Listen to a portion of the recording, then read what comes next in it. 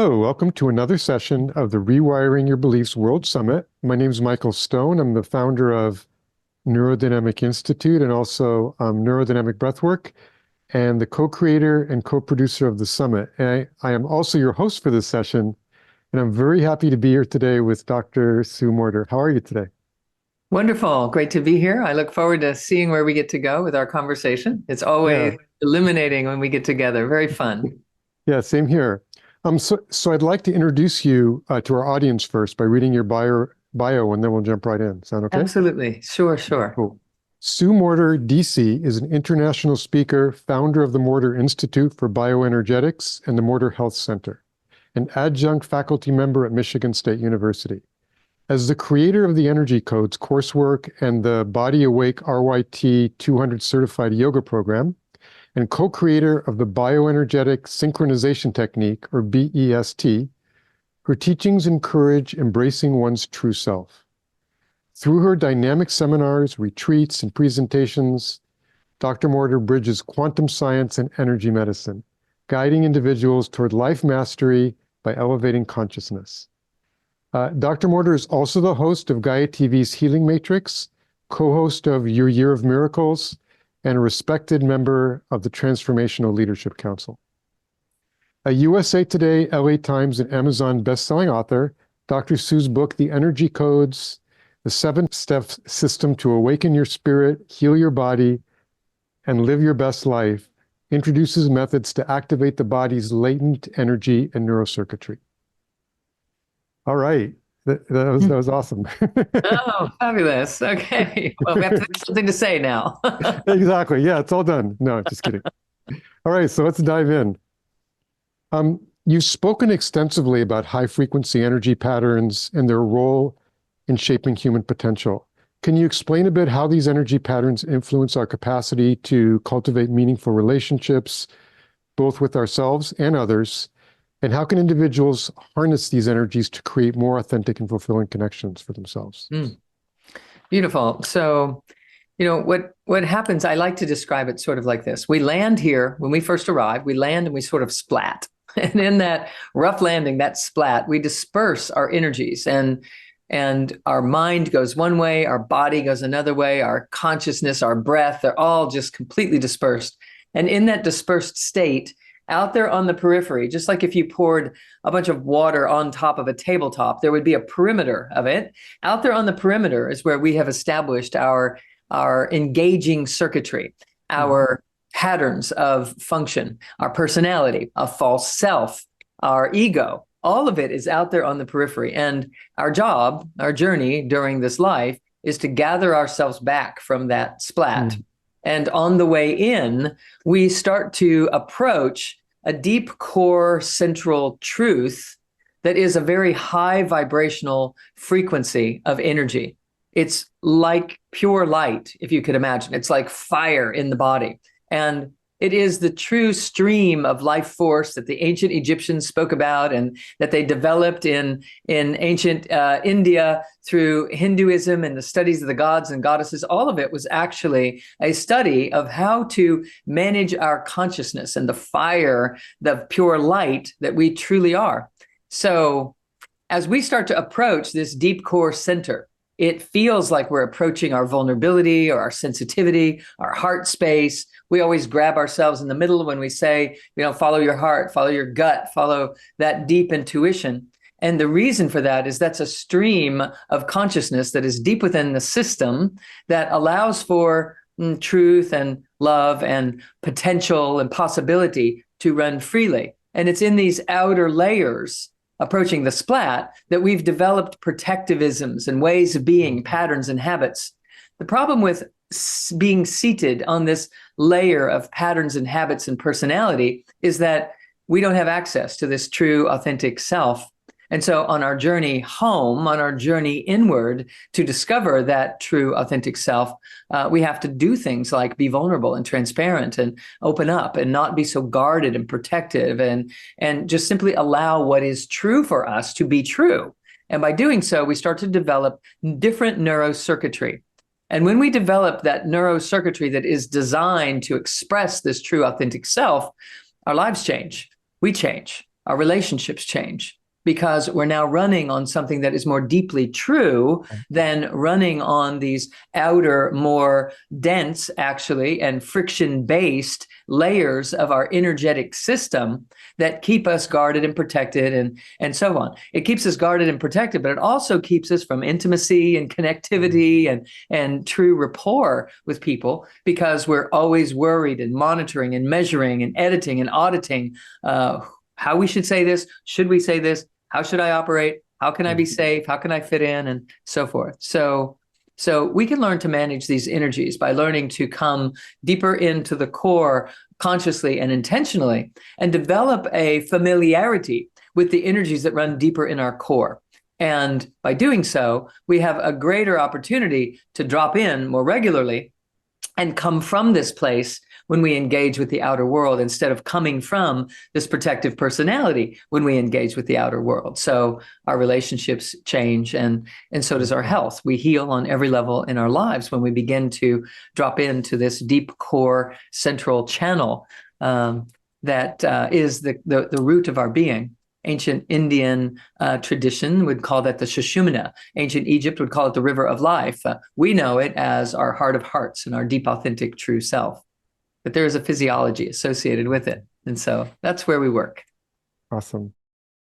So how can people who have in the past had relationships where they've really been wounded or really gotten traumatized begin to kind of rewrite their beliefs about love and relationships using the techniques from your energy code system, so that they actually allow themselves to open themselves up again and be vulnerable and take risks in relationships? Yeah. So, great question. And this is exactly what this work of the energy codes is developed to do, is when we're in that splat, we're dispersed and we get wounded from there. We get disappointed and disillusioned. We have the bumps and the scratches and the scrapes of life that occur. We feel things like abandonment and abuse is long lasting, and we continue to disperse even more sometimes under those conditions. And the more dispersed we are, the more vulnerable we feel, the more protective we think we need to be. And what we have to realize is that our ultimate destiny is to come home to ourselves. Our ultimate destiny is to heal. And someone who is locked in and wounded and attached to the story, or to protecting themselves from something like that ever happening again, or feeling stymied because of what has happened, and they went into a state of fight or flight or even shock, and they get locked in there with a dysregulation of the central nervous system, and now they're operating on this protective mode as a regular standard way of being. It becomes the norm. It becomes the identity. And people have a real tendency to think, if I don't hold on to my protective patterns, I'm nothing. I'm going to keep dispersing and keep splatting even more. And so we're attached, we're hooked in.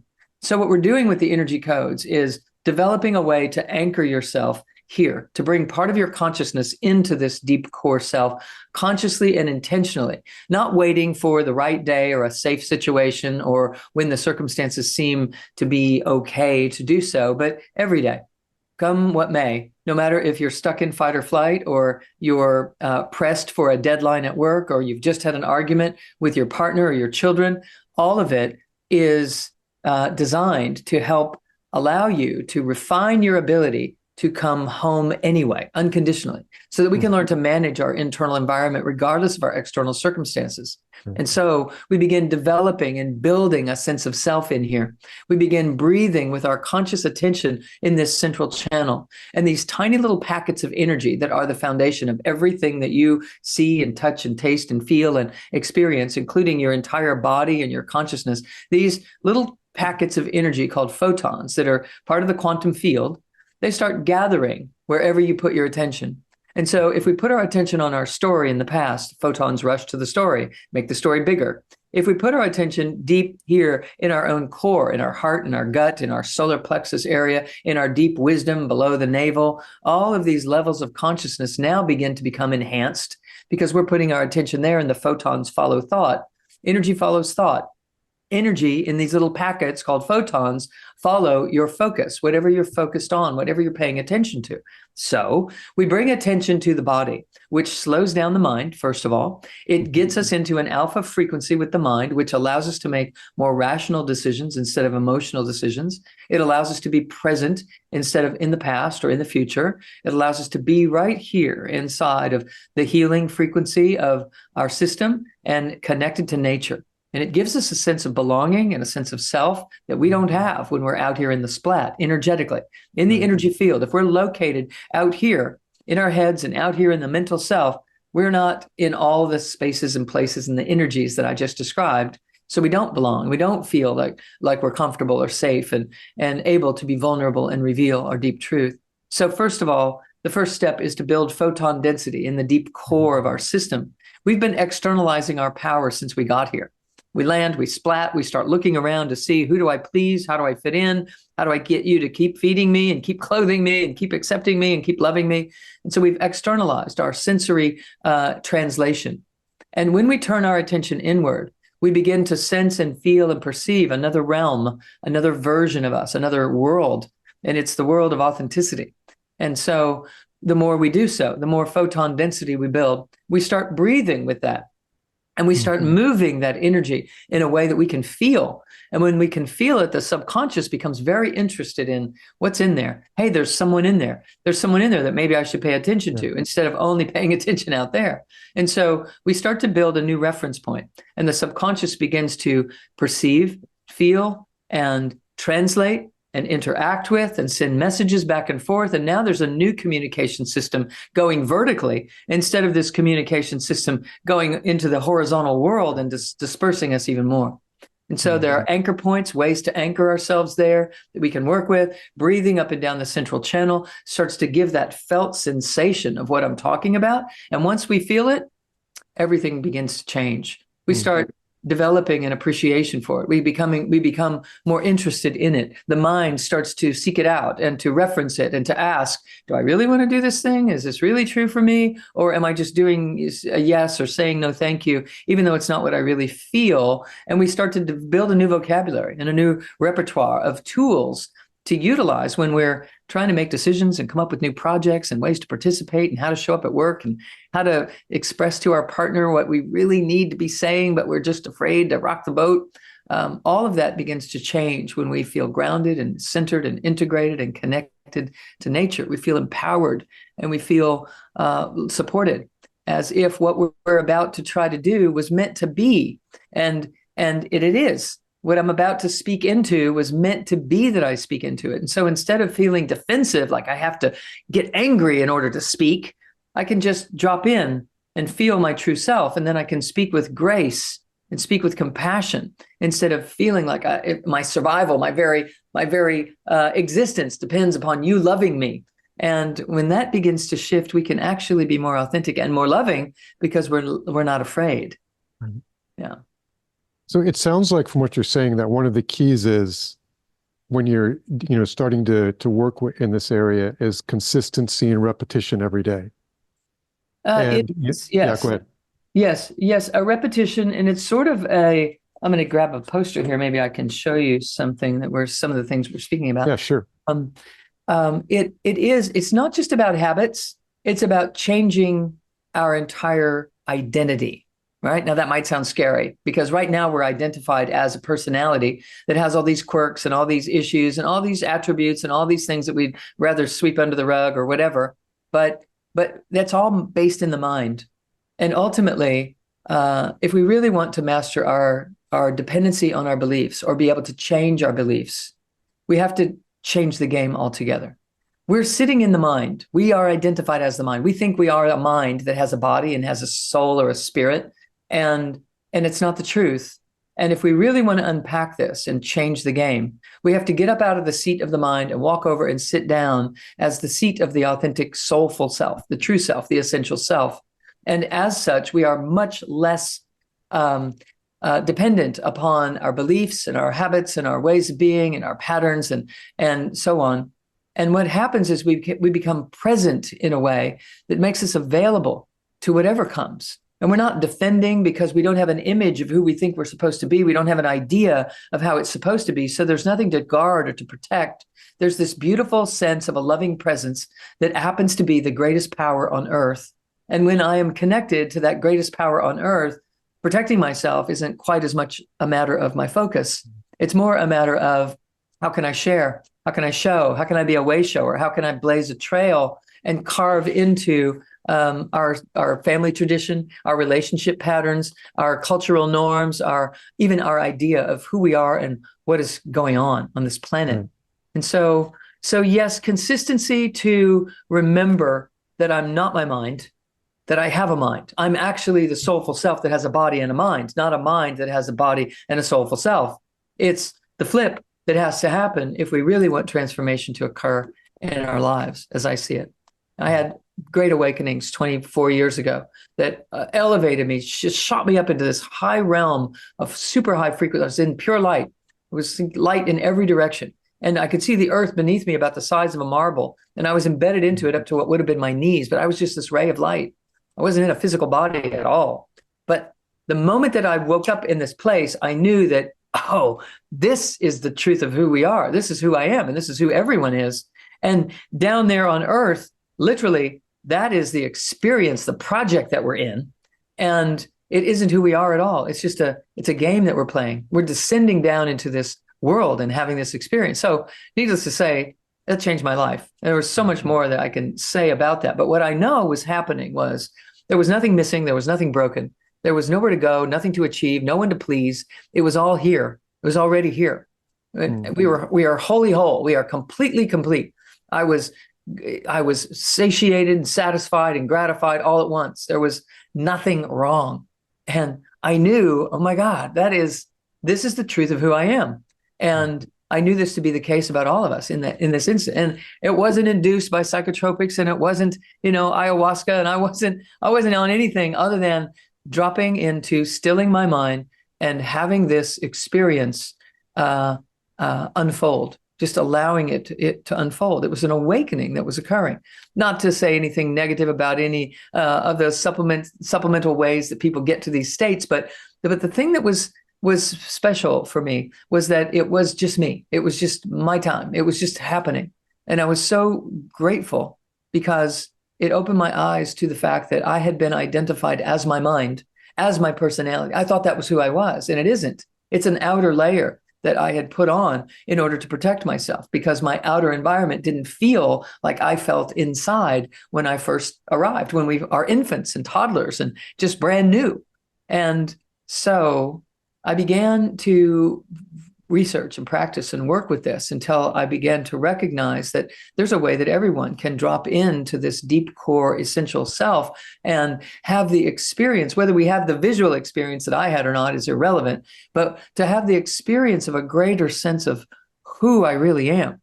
And I am not this subject of, I'm not the sum total of my experiences. I'm not my story. I'm not a product of my past. I don't have to be. And while that has gotten me to this point, perhaps those that are watching are ready to step into another realm altogether. Instead of just trying to get better beliefs, it's important to realize that all beliefs are limiting beliefs, all of them. So we can have better beliefs that are less limiting, but at the end of the day, a belief is something that we're going to defend. And if we're defending, we're not able to be present. We're on guard and we're ready to, set the record straight or protect ourselves in some way. And so, wow, it's just a mind bender. But there are ways to get into feeling this other version of who we are that allow us to start down this path of unattaching from the personality and dropping into the soulful presence that we truly are, that we were before our story. Before any abuse or abandonment happened in our lives, we existed. There was a version of us that existed then. And that version of us is still in there. And it's underneath all these layers that we caked on top to guard and protect. And so the energy codes are about, let's find how to start feeling and sensing and perceiving that so we can start breathing in life into it and make it bigger and give it a life itself and sit down inside of that and be that one instead of know about that one or listen for that one. Why not be that one and retrain your mind to serve the soul, which it was built to do, instead of letting it, run the show. So that's a big, long response to your question. But I just wanted to kind of set a context for a real shift in our thinking that I feel humanity is headed for. And I think we can move into that in a very prepared manner. So it sounds like you almost spontaneously went into this expanded state of consciousness where you were able to have a broader view of who you were and what life was all about. And, I know like when people kind of have those dramatic shifts, many times, even if we're in a kind of not so great situation, it's comfortable because we've been there, like for years and years. That's why, many people stay in relationships that from the outside looking in, you can tell, oh, this looks horrible. Why are you staying? And it's just kind of a fear that, well, this maybe not be so great, but it could be worse. And so like when people start to experience this and, fear comes up or just like the ego's hanging on, so to speak, what advice or maybe exercises would you give people so that they can confidently step into the unknown and really make the shift that ultimately will completely shift their lives? Yes, beautiful and very practical.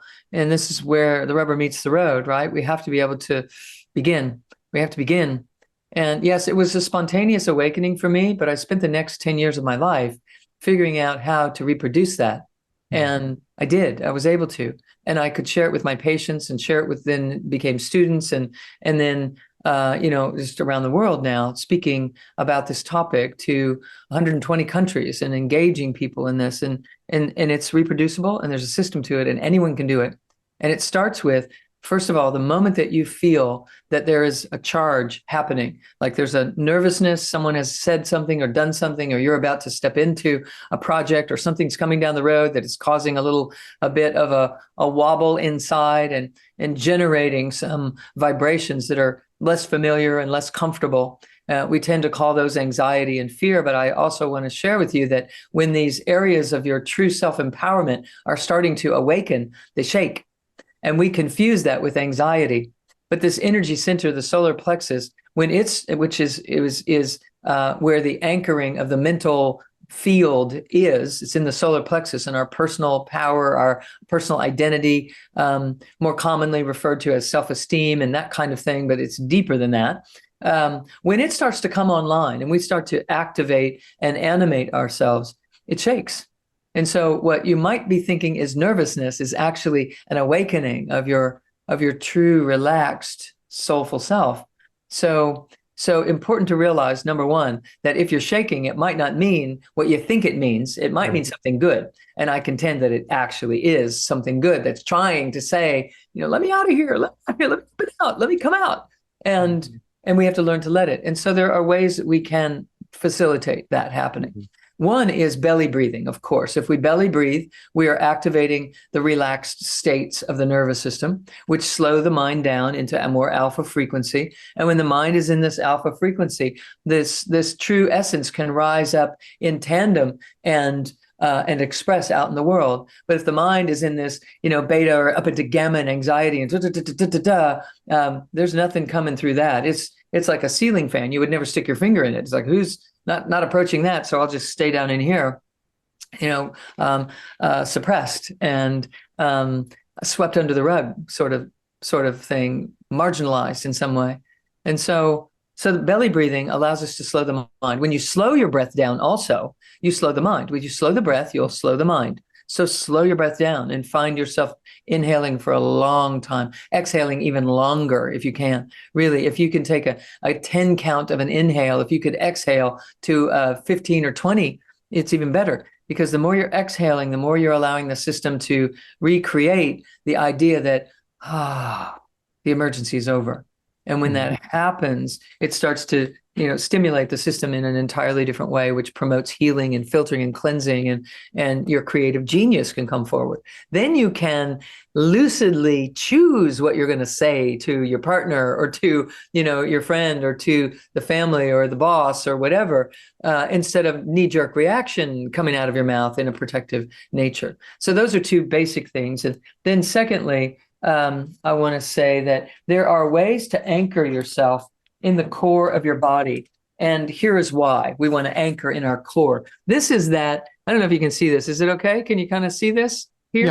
Yeah. All right. So there's an image here that is showing energy coming in through from above the head, down through the body, hitting the earth, turning, coming up through the top of the head, and cycling around the outside of the body. Now, this is the measured biofield. It's a real thing. It's called a toric field, and it's the way energy moves through the physical body, electromagnetic energy, the energy that builds the nervous system and runs your entire body. It's innate intelligence, okay? And it is what built the body in the developing embryo, and how it is functioning there is its perfect state. And here's how most people are functioning. This energy descends down, hits the earth, rises up, and it goes around that time that you were physically injured, and it goes around that relationship issue where you were ridiculed because they didn't love you back the same, or it goes around the issues of your own pride getting shut down or something along the way, and so on. So it creates this rising wobble of the energy as it comes up from the earth and rises back up through the body. And that wobble creates a distortion in the energy field. And so now this person is standing in here inside of a distorted energy field, and everything that they look at looks like it's not in their favor. Everything that they see looks like it's, evidence that they're not enough and that it's never going to change, and that, we react to it as if it's real. And so what we want to do ultimately is anchor ourselves strongly right in here. We want to come in here instead of going around all these things. We want to learn to go through them so that we stabilize this wobble. And so one of the ways that we can do that is by anchoring ourselves in that central channel. And so there are some anchor points that I teach people right off the bat, ways that we can begin to shift that wobble in the field physically, because the physical flow of energy is going to determine the emotional state that your system is attracted to. The affinity, it will have an affinity to a disturbance. If there's a disturbance in the rising energy, it creates a disturbance in the emotional body of energies in your system. And now you're more attracted to nervous-based emotions, which elicits different thoughts. We draw different conclusions. What's wrong? I have to find who's wrong. Who's to blame for this? Or where do I need to go to get safe because something's wrong? It stirs these kinds of thoughts from this unconscious realm coming up to our consciousness. We can stop the whole thing. We can stop that whole thing because it's all a misinterpretation. The whole thing is a misperception. And so when we begin to anchor ourselves in the body, by these kind of anchor points, and I can go over a few of these that we can share with everyone so they can start practicing this, it starts to stabilize here in this deep central channel. And when it stabilizes, this is a side view, and this is the front view, it starts to stabilize us right here in this central channel. And when that energy is running in a greater stability, it stabilizes our emotional bodies, our energies, that our emotions, our chemistries change because there are little antennas on the surface of your cells that are picking up the environment and telling the cell what kind of chemistries to produce or shut down or turn on. That's called epigenetics. And so when epigenetics is in the mix, and we're producing chemistries that are related to a stable environment, we're producing chemistries of healing and happiness and joy and creative genius and leadership. And when we're in a wobbling environment, we're producing chemistries that are adrenaline and cortisol and all of the protective chemistries that are involved in guarding and protecting and, getting away from something. So we can change it from the inside out, from the energy itself, because the basis of everything is energy. The chair that you're sitting in is energy. The computer that you're watching is energy. Your emotions are energy. Your physical body is energy. Everything is energy. It's just compressed to a great degree or to a moderate degree or to almost nothing. And that's the truth of our entire reality. So we have to learn how to manage the energies and allow them to flow in a stable manner so that our nervous system receives neurotransmitters and biochemicals that tell us that we're okay on an ongoing basis. So stabilizing in the core of the body is a great way to begin doing this so that we can kind of sneak in the back door and tell our subconscious that all is well. And then as it relates to the conscious mind, we start stopping and saying, I've no reason for this, but I just feel okay. I mean, you're still yelling at me, or you're still ignoring me, or it's still not going well, but for some reason, I'm okay. I'm okay. And then really what starts to happen is I start to realize that you know, the way that you're behaving or the way that you're not behaving really has very little to do with me. And when I can own that in an authentic way, I can be more loving to you because I'm less guarded because of how I feel responsible for your okayness. And that has to stop because I'm not. I'm responsible for my stability and providing that stability for other people, period. And whether they pick up on it or not is up to them. And, the quality of our relationships begins to change, and we begin to lead it with love instead of codependency. And when that changes, everything changes. And that extra energy that we were wasting trying to control everybody and make everybody happy can actually be used in healing ourselves and anchoring ourselves and flourishing and rejuvenating and generating more vital force for us to go through our day and our night and the next day and so on. So a way to anchor is if you roll your shoulders up and back and down and you pull the shoulder blades together and drop them down your back, you're going to be eliciting this anchor point here that's right behind the heart. So this person is looking that way. This is your mid back. This is the heart space right behind the heart. Squeeze the blades together and drop them down your spine. But by rolling your shoulders up and back and down and pulling those blades together and dropping them, it kind of opens and lifts this whole physiology, this whole cage right here, just opens it a little bit. And then there is another, then if you do that while you're belly breathing, let's just do that and take a belly breath. And so this whole vessel just starts to open up. And when we open up inside the system, we're now allowing energy to move more freely instead of that knot in your stomach that clamps you down, or that tightness in your chest that suppresses all this energy. And the energy hits those little antennas on the surface of the cells of your body, and they report all is well. And then the cells start releasing their chemicals that go with all is well, instead of the chemicals that go with get out of here. It's a very, distinct, different world that you're now living in. So there's one more anchor point that I would love to share, because this one stops the madness. This is just great. It's kind of tricky to learn to do, and then it's not. It's fine. It's easy. But at first, it's like, what are you talking about?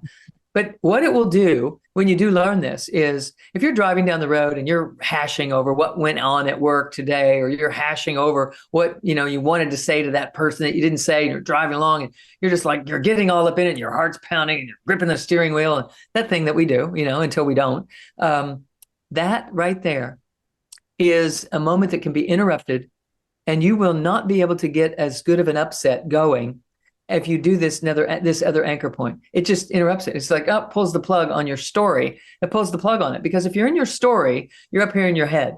If you're hashing it over and thinking it, you're in your thinking mind. You're way up here in your head. And we have to get that energy back down in the body if we really want the body to be able to play its role in improving our relationships and improving our life experience. We have to get the body in the mix, because for many, many reasons. Okay. So let's just say that we're going to do this anchor point now. We're going to learn how to do it. And it brings the body and the mind together in a beautiful way. Now, just squeezing your blades did the same thing, but it's up here. And we need to get even lower. We need to get to the tip of the spine. We needed to get to the base of it all, a foundation of our being, our rootedness, our groundedness. And so that takes us way to the tip of the spine. So it's going to take us right down here to this one, this anchor point. And this one is called Mula Bandha. You don't have to be able to pronounce it in order to do it. Mula Bandha, it means root lock. It means I'm locking in at the root of my system so that I don't, come right back up here in my head the first time somebody looks at me crossly. So we're going to come back down and tie it in by squeezing the muscles at the base of the pelvic bowl, the base of the pelvic floor, the perineal muscles. So you've been doing this all your life. You just didn't know it. So if you were going to the bathroom and you had to stop the stream instantly, you would squeeze these muscles to do it. Just give them a squeeze right there. That's it. That's it. So ladies, it's sort of like a Kegel exercise.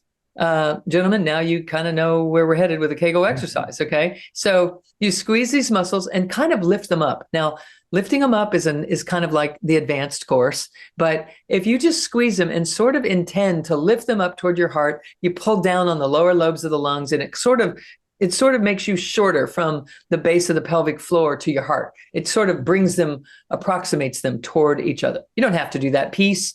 You will interrupt those good upsets with just squeezing the muscles. You'll be amazed what happens. So the next time you're upset, you are driving down the road and you're just like, oh, I should have said this, or this is what I'm going to say next time. In fact, I'm going to say it right now while I'm driving down the road. I'm just going to talk out loud to these people. That's what we do. Talk to the mirror, all that kind of thing. Just squeeze Mula Bandha. Just squeeze it and take a belly breath. And all of a sudden you'll be like, I was upset just a second ago and I was right in the middle of something. What happened? It interrupts the thought pattern because it rushes energy into the base of the spine. For many reasons, this is wonderful. The base of the spine holds all sort of kinetic healing energy. Kundalini energy is what it's called. It's this great integrator that allows all of these energies to get to know each other so that we can be wise and smart and loving and strong and creative all at the same time. We don't have to be one or the other. And so let's do it. Okay. So we're going to take a belly breath and just exhale. And now squeeze Mula Bandha, squeeze these muscles. Just at the base of the pelvic floor, squeeze them and squeeze them with everything you got. Just give it a squeeze. Just, okay, give it everything. And then relax it by 1/2. Okay. And then relax it by 1/2 again.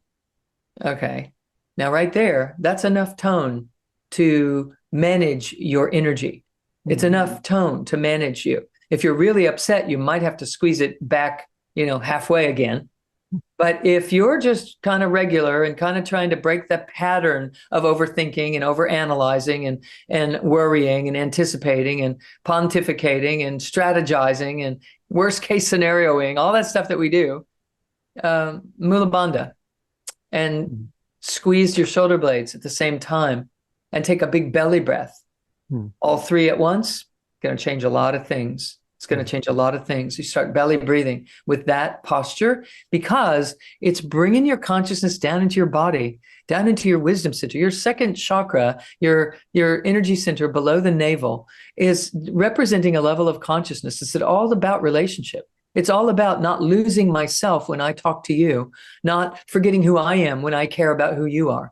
It's about having enough for both of us, for you to be cared for and me to be cared for the world to be cared for and me to be cared for. And it allows me to stay on course. It allows me to say, first things first, the first thing I have to do is really check in here. I have to be present here. If I'm ever actually going to interact with you in a holistic way, I have to be aware of my whole self and how I'm feeling and be able to read the dashboard that this body is. It's telling me. It means something different if you have a knot in your stomach, different than you have a lump in your throat, or different than tightness in your chest. They all have different meanings, and they have to do with different aspects of your consciousness being stirred and activated in certain situations. And so if I have tightness in my chest, it has to do with being shut down right in this area. If I have a knot in my stomach, it has to do with one of these being shut down here. And so I'm going around these things always, and that tightness in my chest is trying to get my attention to come back in there. And if I will just come into the tightness in my chest and start breathing, things will start to change, especially if I do this Mula Bandha and the shoulders back and ask a really important question. Where else in my body could I bring attention that would allow this whole thing to soften and flow? And your mind is going to go somewhere in the body. It's going to go here or here or here. And just go into that area and hug it and start breathing right there in that spot. Because the symptoms that we have of tightness in our chest or a lump in our throat or our knot in our stomach, those are symptoms. They're symptoms. They're not causes. They're symptoms. And there's always a silent cause behind a loud symptom. There's a silent cause behind a loud symptom. And so you can start getting to the causal level in your body, in your life, by asking your body, where could I build the circuitry to be able to handle this situation better, or to be more vulnerable and transparent in my relationships? Where in this central channel could I take care of one of these? And the beautiful thing about this system is it is built to give you an answer. It's built to answer that question. Thought you'd never ask is what it's in there saying. It's like, oh, finally, I had to create this knot, this ulcer, this whole thing for you to even get your attention. It's talking to the mind, and the mind is like, yeah, but I'm here now. So what can we do? So you just ask, where in the body could I build the circuits to be able to be more vulnerable and intimate, to be safer, to feel safer? I am safe, but I don't feel safe. So how could I feel safer? Where in my body could I build some bridges? Which one of these is in priority? Where can I go first to start making a difference in my life? And one by one, question by question, answer by answer, going there after going there after going there after going there to all these spots, one at a time, and sitting down inside of them, giving them a hug, and just sitting there and breathing as love. Bring loving presence right into that spot. And what starts to happen is it starts to develop circuitry where there once was a gap. There once was a pothole in the highway, and now you're paving it, and you're able to rush through there. And when you rush through there, when the energy can rush through there, you flourish and you feel creative and abundant and joyful, and you take it more lightheartedly, and you're able to be present for other people because you're not preoccupied and consumed with trying to get safe yourself. And under those conditions, everything changes. Relationships are so beautiful, and they are meant to be beautiful and helpful, and honing in on everything that we need. In fact, those relationships that give you the hardest time, they're giving you a hard time because of these gaps that you have. So you fill in the gaps and you watch what happens in those relationships.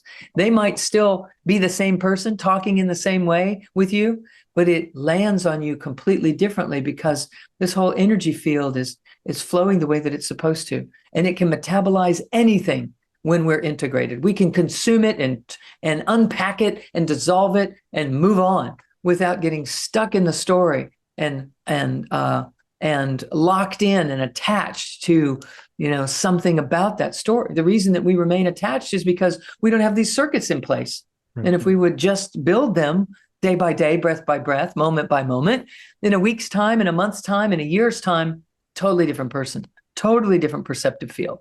Totally different relationships. I've witnessed this in my own life in terms of relationships across the board. I was codependent in certain relationships. I was actually in all of them in one way or another. And the whole thing has just shifted. And there's an interdependence and a collaboration, an appreciation and a regard and a respect that I love living in. And I love sharing it with people. And so hundreds of thousands of people around the world that I've been working with, millions of people over the years, and they respond. It works. And I know that it will work for anyone that is listening because it's what we're made of and it's our destiny. And we're going to get this. We're going to put these pieces together eventually. We just don't want it to be in the last 5 minutes of our lives when, when we're too tired to be holding all our grudges and worrying all of our worries. We're just there. In those moments, people have massive healings and they start calling on those people that they have been estranged from for all these years and all that kind of thing, because they get down to what matters most. And we can do that now. We don't have to wait. We can start doing that. And in the next 30 days, we could be so much better at coming home to ourselves and living from this place of a greater love rather than greater strategies. Right. What you're saying about relationships really resonates with kind of my own pathway through romantic relationships. And when I was younger, I was coming at it from a perspective of, I'm not enough. I'm kind of lacking in these areas. So I'm going to depend on my partner to fulfill these areas where I'm lacking, basically. Yeah. So, as a dependency, obviously. And I was completely attracting the wrong people and it never worked. It always broke up. And I really had to do my own work in kind of seeing that only I could complete myself and coming to the relationship from a perspective of what can I bring to this relationship, not what can I take from it. And that's when I started attracting the right people. So I'm wondering how, from your perspective, why do we attract the people we do, and how can we kind of adapt or change our energy fields to start attracting, better partners? Yeah. So we attract better partners when we become a better partner. And that's what you just described that you did. You became a better partner. So you attracted something of a vibrational coherence, something that was resonant with how you were now vibrating. So when we heal, we attract healthy relationships. And in the meantime, if we happen to be in a relationship that's maybe not so healthy, here's why. We attract people that are going to push these buttons. We attract people that are going to force us into these areas to animate them, inhabit them ourselves. instead of asking someone else, will you fill up my gap right here? Will you fill up this gap? I got some serious gappage here. I need you to do this one and you to do this one. It's a mess because nobody wants to do that, right? And we attract people that have basically agreed to never do that for you. It's sort of this soul contract thing. It's like, on our way in, we stop and have these conversations, and it's like, okay, here's what I have to learn about my own personal power. So don't ever give me your power. When I want it, don't give it to me. Okay. When I want you to tell me what to do, don't. When I want you to love me, don't. When I want something, when I'm convinced that I need this, that, or the other, do not deliver it. And we have, it's as if we're not having conversations, but as if electromagnetically we attract the dynamics that are going to force us into our healing, force us into this ourselves. And so, the sooner we get that and start working with it collaboratively, the sooner we get to the place where we are self-sufficient. And we can then share joyously instead of these fleeting moments where the person is doing exactly what you want them to do and it feels great. And then they turn into, their own needs. They turn toward their own needs and taking care of themselves in some way. And it takes the filling of your needs away for a minute. Then we get upset. And then, that whole thing starts happening. So the way to attract healthier relationships is to become a healthier person and to realize that we are not incomplete. We have a mind that is perceiving itself as incomplete, and it's true. The mind alone is incomplete. It isn't enough. So if we think we are not enough, it means we're sitting in the seat of the mind. We're identifying as the mind. And so an integrated mind, one that has come back home and is operating in tandem with the whole of you, feels full and rich and flourishing and joyful and delightful and playful, because that's our true nature. Yeah. And so if we're over here and feeling, inadequate, we can say, well, I was abused and I've felt inadequate ever since, and so on. And that's all true, but that's not who you are. That's just an exercise of the mind, and a mind that has already splatted or maybe got splatted from this abusive situation, whatever it is.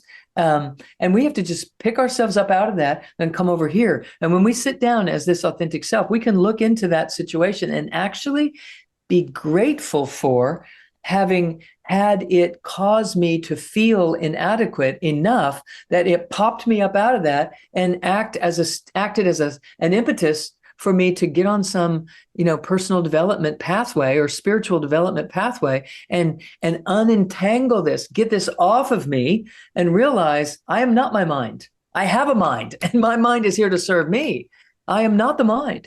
So if ever we're not inadequate, the mind would feel inadequate. We don't ever feel angry. Our mind is trying to control something that it can't control or couldn't control, and it experiences anger in the aftermath of that. And so we have to learn these distinctions between who am I and what is it that my mind is experiencing. And to make that distinction is step one to getting free.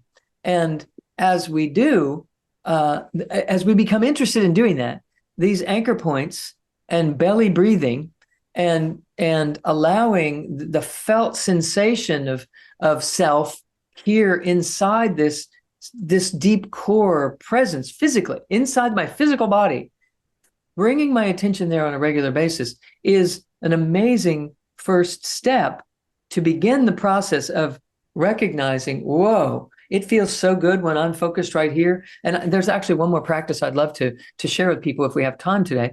As we do this, we start to feel the difference between being in this central channel flow in the deep, rich waters of the soulful self, the difference of how that feels, and the difference of how it feels when I'm sitting as the mind. When I'm in my mind, I'm ruminating, I'm thinking, I'm worrying, I'm writing stories, I'm filling in the blanks, I'm doing all kinds of stuff that is just unfun. It's entertainment and it can be stimulating, but it isn't joyous. It doesn't feel like love. And so just notice when you're thinking thoughts and you don't feel love in your body, you're sitting in the mind. You're seated as the mind. And you need to just come back onto these anchor points and roll your shoulders back, squeeze the blades, breathe in the belly, do this Mula Bandha, learn how to do it, and start breathing slower in the belly, and then add this to it, okay? We're going to breathe with all this, blades together, shoulders down, Mula Bandha, squeeze those muscles in the base of the pelvic floor. You got it. Squeeze them with everything you got, and then relax it by 1/2, and then relax that by 1/2. Okay, now we're plenty right there. We can do it. You can squeeze a little harder if you're trying to learn it, because it'll be easier for your mind to find the spot. But right there, just give it a squeeze, whatever's comfortable. And now we're going to take a breath from above our heads right down into the center of the brain. Just imagine that you have an opening in the top of your head. Breathe down. Just imagine drawing the breath down into the center of the brain, the center of the throat, the center of the chest, all the way through the solar plexus into the belly. Squeeze your blades, squeeze Mula Bandha, and exhale, press that breath right down through Mula Bandha into the earth. And now take a breath from the earth up through Mula Bandha, right up into the belly. Squeeze the blades. Now roll your eyes up. You can keep them closed, but roll them up. Now there's tension behind the eyes, muscle activity. That's your target. So you're inhaling into the belly. You're going to exhale up through the heart, up through the chest, up through the throat, right behind the eyes, and shoot it out the top of your head. Just one more time, the whole thing. Inhale from overhead, right behind the eyes, right through the throat, right in front of the shoulder blades, so they're squeezed all the way down to the belly. And then squeeze Mula Bandha and exhale right down through Mula Bandha into the earth. And then inhale up from the earth through Mula Bandha into the belly. Let it feel good. Squeeze your blades, roll your eyes up, and there's your track. You're going to go right up through this elevator shaft. Exhale from the belly, up through the chest, up through the throat, up through the center of the brain, right behind the eyes, and exhale, shoot it out the top of your head. Inhale from overhead, right down into the belly. Exhale from the belly into the earth. Inhale up from the earth, into the belly, and exhale right back down to the earth this time. We're just going to ground it a little bit more. Inhale up from the earth, and exhale back to the earth. And then just open your eyes and come back into the room. And if you do that every day, do it multiple times every day, it will change you. It will change you. You look around the room right now, it probably looks a little different because it changes our perceptive field. Things look lighter. We just feel differently positioned inside of all these happenings and these workings. And it starts to bring us back home. And it begins to change how we operate, how we think. It's by managing the energies instead of trying to do it all with our mind. That was great. Yay. It was great fun for me. I love to share it because I get to do it while I'm sharing it. It always feels better. Yeah. Given your belief in the power of collective energy, how can a global shift towards higher frequency energy patterns influence not just personal relationships that we've been talking about, but also helping address some of the global challenges we see today? Beautiful. I love your conscientious thought questions. There's two ways to answer this. One is linear and one is quantum. And so I'm going to speak briefly to both. I'll be brief. Okay. When we do this work that I've just been describing, it changes us, which changes how we treat people, which changes how people treat people, which changes and changes and changes and changes. And it's a linear chain reaction, literally, that happens. And there also is a quantum effect. You are vibrating at a certain vibrational frequency, and there are millions of other people that are vibrating in a very similar frequency to you. And if you're upset, you're vibrating at a different frequency, but there are millions of people that are vibrating at that frequency as well. When you're inspired, you're vibrating at a different frequency, and there are lots of people that are vibrating at that frequency. And so wherever you are, you're actually tapped in to little grids, little various grids that cover the whole planet. The entire bandwidth of human consciousness is involved. And so when you are angry and you solve it, you dissolve it, you love into it, you realize it's just my mind that's angry. And if I come home to myself, I can go to work with why my mind is angry and soothe it and create a shift. And as I create that shift from anger to just neutral, to just a grand loving neutrality, an entire wave gets sent around that whole bandwidth that you moved from and to. You sort of carved a pathway for forgiveness or for resolution. And so all the people that were vibrating in one frequency are now being shown a way into a different vibrational reality because you're leading the way. You're a way shower energetically. It's a bigger conversation, but there is a quantum field here that we are all a part of. And when you change your real estate inside that quantum field, it has a ripple effect in the entire field. Just like the butterfly effect that we have studied in science and quantum theory, that when something happens in one corner of the universe, something responds to it somewhere else in the universe. And so the same thing is happening within the bandwidth of human consciousness. When we heal something, we have a healing impact on the entire bandwidth of humanity. And so someone on the other side of the planet is finding it easier to forgive their mother or their brother or their sister or whatever. And they really don't know why, because they're not really doing any particular work like you are. But nonetheless, we have been a way shower for them. We've uplifted the bandwidth of human consciousness overall. And so everyone that's operating under the compressions of the collective upset, and that collective upset, my friends, is happening because everyone is identifying as the mind. And if people would get up out of that seat and sit down in the soulful self, we would have heaven on earth. In fact, we would have heaven, earth. It wouldn't even be two separate things. We would be operating as creators instead of reactors. And so, one person can have an effect on thousands and thousands of people. We know that one person going through a process of forgiveness, research has shown that the equation would be that 7,000 people are affected by one release that an individual has. So imagine if there were 7,000 people doing that. If there were 700,000 people doing that, what we could do for the planet. So, people always want to make a difference in the world. And my best response immediately is first things first. Let's take care of our own business.